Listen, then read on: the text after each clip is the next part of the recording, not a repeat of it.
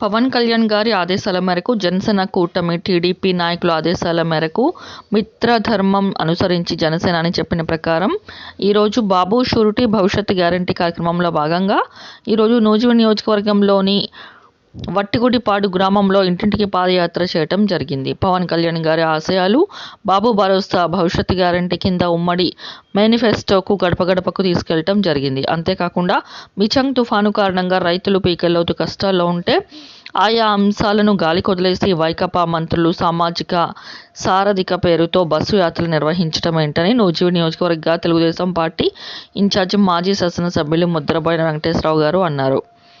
ఆగిరిపల్లి మండలం వట్టిగుడిపాడు గ్రామంలో 3వ రోజు బాబు షూరిటీ భవిష్యత్తుకు గ్యారంటీ కార్యక్రమాన్ని నిర్వహించారు. ఎస్సీ, ఎస్టీ, బీసీ సాధికారత కల్పించామని గొప్పగా చెప్పుకుంటున్నారని ఆయా వర్గాలు తుఫాను కారణంగా జీవనోపాధి కోల్పోయి ఇబ్బందిలో ఉన్నారన్నారు. వారిని కనీసం పరామర్శించి వైకాపా నేతలు, మంత్రులు యాత్రలు ఎలా చేస్తారని నిలదీశారు. తెలుగుదేశం పార్టీ అధికారంలో లేకపోయినా తుఫాను వచ్చినప్పటి నుండి టీడీపీ, జనసేన పార్టీ నేతలంతా ప్రజల్లో ఉన్నారని, పార్టీ అధినేత చంద్రబాబు 3 రోజుల పాటు వివిధ ప్రాంతాల్లో పర్యటించి రైతులను ఓదార్చారన్నారు. జనసేన పార్టీ నాయకులు కూడా రైతులకు అండగా ఉంటారన్నారు.